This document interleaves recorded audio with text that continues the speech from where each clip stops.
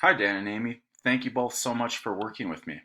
My apologies. I should have known that you all are on Central Time. I'm on Mountain Time, so I'm 1 hour behind you. That's why I joined the meeting 55 minutes late. My apologies.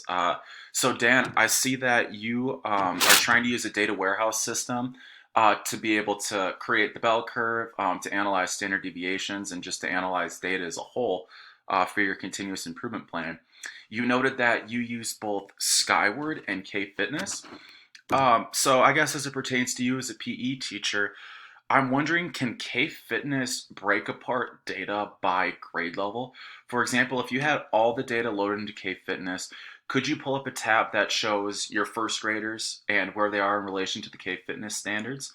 And if so, I'm wondering, does that program allow you to do what we did with our Google spreadsheets? Possibly creating pivot tables, creating your bell curve, and your standard deviations.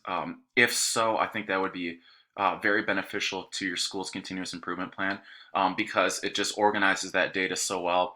It's easy to look up students and by grade level and see where they are in relation to their grade level standards. And again, thank you both so much for working through me. I'm sorry, I should have known that you guys were on Central Time.